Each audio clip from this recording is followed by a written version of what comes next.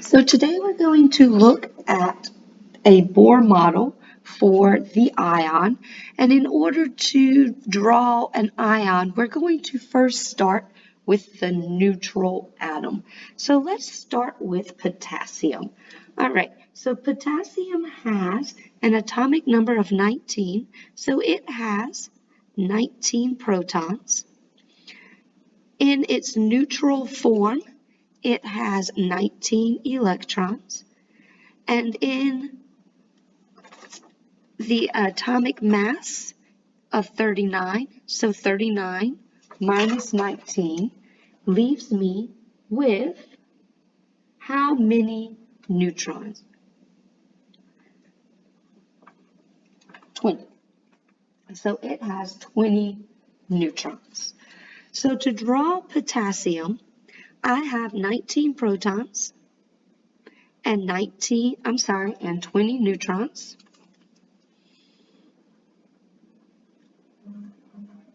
All right. And in its neutral form, it has 19 electrons. 1, 2.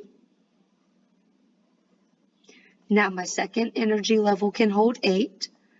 3, 4, 5, 6, 7, 8, 9, 10 total. 8 in the second, plus these 2 is 10. So I still have 9 left to draw. So I'm going to put 8 on my next energy level.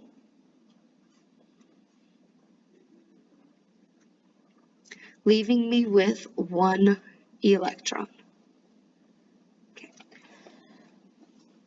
So atoms lose or gain electrons in order to fulfill their octet rule, all right, where they are trying to gain 8 electrons. So potassium has 2 options.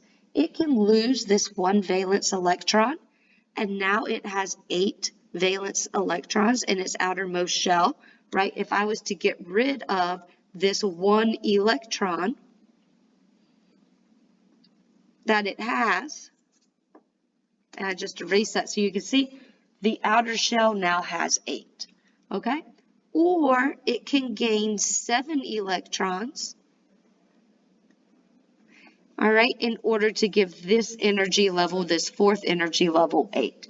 It is easier to lose 1 than gain 7. So if I lose 1, what does my potassium cation look like? The protons and the neutrons stay the same. All right, so the definition of an ion is to lose or gain electrons. So we're not going to change the protons or the neutrons. All right, and my second energy level has 8, we said.